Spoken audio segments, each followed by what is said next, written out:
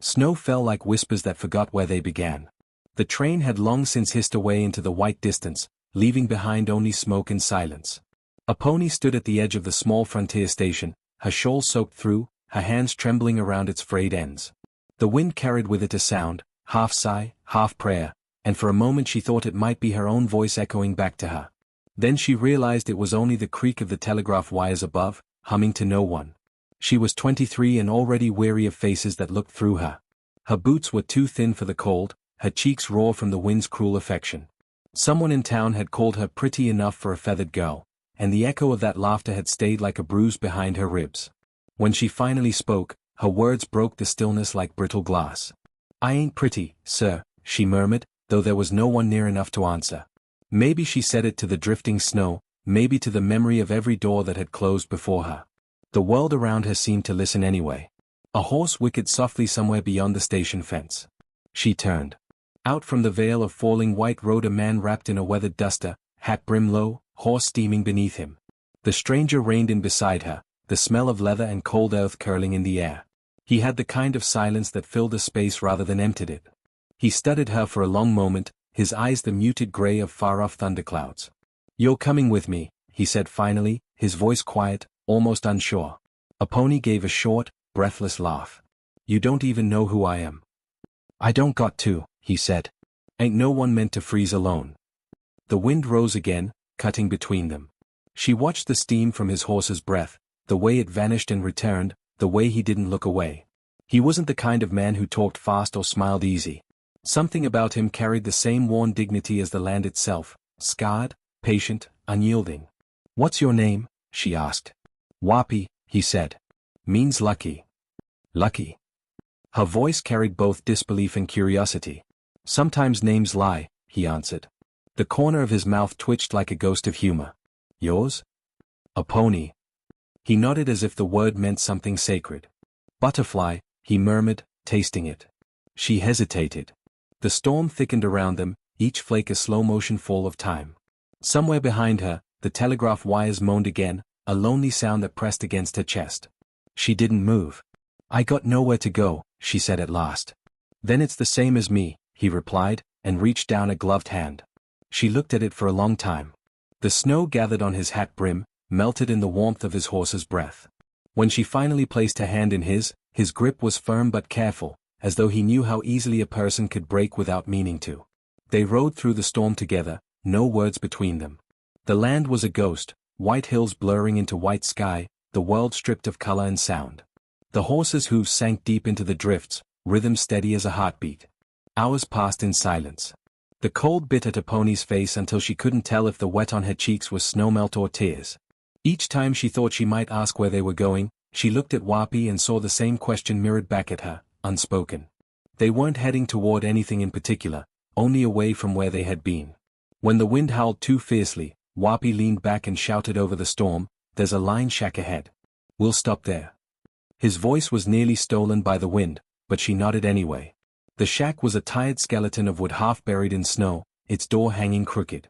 Inside, the air smelled of dust, ash, and old tobacco. Wapi dismounted, led the horse inside the lean-to, then knelt to coax life from a forgotten stove. The flint struck, once, twice, then a spark caught, and light bloomed. The fire painted his face in gold and shadow. He glanced at her, the question silent in his eyes, "Are you all right?" She nodded, though she wasn't sure. Her limbs were numb, but something in her chest had started to thaw. He shrugged off his coat and draped it over her shoulders without ceremony. She wanted to protest but didn't. The weight of it, warm, heavy, smelling faintly of pine and horse, felt like a strange kind of safety. "You don't have to," she whispered. "I know." For a long time, only the fire spoke. Outside, the wind keened around the eaves like an old song. She watched him as he fixed the fire, his movements deliberate, gentle. Every time he turned a piece of wood, she saw the patience of a man used to mending more than breaking. There was something steady in him, and she found herself wanting to know how long it had taken to build that steadiness, how much had been lost along the way. "What were you doing on that train?" he asked at last. "Looking for work." She hesitated. "Didn't find any." He nodded as though he'd expected no other answer. "I know that kind of luck." Her eyes lifted to his. "You said your name means lucky." He smiled faintly, staring into the flames. Maybe I just keep surviving. Maybe that's all luck is.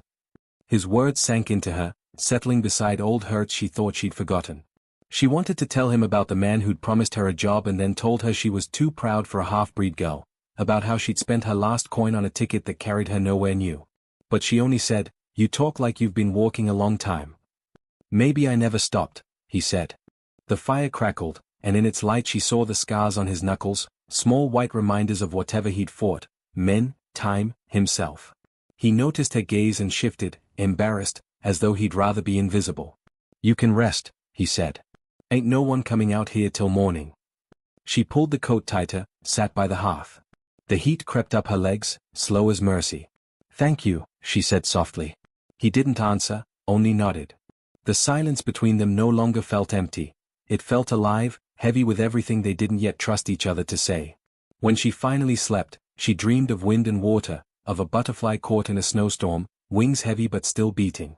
By morning, the storm had softened into a pale hush. A pony woke to find the fire burned low and Wapi outside splitting wood. Through the cracked window, she watched him, how deliberate his movements were, each swing measured, like a prayer he'd done 1,000 times before. The rhythm was soothing, almost tender. She stepped outside, the air biting at her nose. "You didn't have to stay," she said. He looked up, wiping his brow. "Didn't have to leave either." Something fragile in her chest stirred. She watched the mist of his breath fade into the morning air. He looked like he belonged to the cold but wasn't claimed by it. When he set the axe aside, she reached into her pack and offered him a tin of coffee grounds. "Here," she said. "It's all I got." He hesitated before taking it, as if the act of receiving was harder than giving. "Appreciate it," he said. Inside, the scent of coffee mingled with smoke. They sat close to the stove, sharing the same chipped mug, trading warmth with each slow sip. It was then that the sound of hooves broke the quiet. A figure approached from the ridge, a man on a bay horse, face hidden beneath a slicker hat. He dismounted outside, boots crunching in the frost. "You seen a red-skinned girl pass through here?" he called out, voice sharp with disdain. "Run off from work she didn't earn." A pony froze. The taste of fear returned, bitter as the coffee. She started to speak, but Wapi was already standing, stepping between her and the door. "No one here by that name," he said, calm but solid. The man sneered. "She's trouble. Best you don't get mixed." "Then you best move on," Wapi replied. For a long breath, the rider looked ready to argue. But there was something in Wapi's stillness, a quiet, certain authority, that made him think better of it. He spat into the snow, mounted, and rode off. When the sound of hooves faded, a pony realized she was shaking. Not from cold this time, but from the unfamiliar ache of being protected. She sank to her knees beside the fire, hands pressed to her face. "You didn't have to do that," she whispered. Wapi looked down at her, his voice soft as falling ash. "Didn't have to let him talk that way, either." She met his eyes, searching for mockery, but found none. Only recognition. Outside, the world was blinding with sunlight now, the snow glittering like fields of crushed glass. The storm had passed. Inside, the warmth felt different, not just physical, but human. She studied him for a long while. "Why'd you stop for me?" He stared into the flames, shoulders heavy. "Maybe 'cause I saw myself, waiting at a station once." "What happened to him?" she asked quietly. "He found someone who told him he wasn't too late." A pony's throat tightened. She didn't trust her voice, so she only nodded. The silence that followed was full, gentle, alive.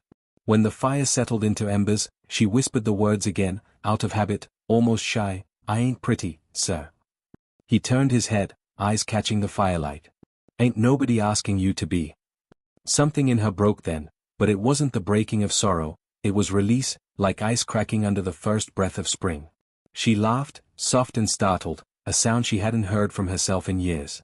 They sat together as the morning turned bright, the wind quieting, the horizon unfolding before them in bands of gold and pale blue. The world was still cold, still cruel in places, but something had changed.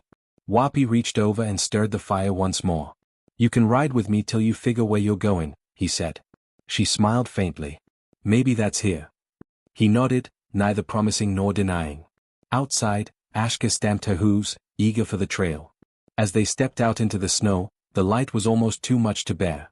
A pony pulled the coat closer, the warmth lingering like a hand still holding hers. And for the first time in a long while, she felt the world tilt not against her, but with her, like the slow, patient turning of something ready to begin again. The wind carried her laughter away, but not before it reached him.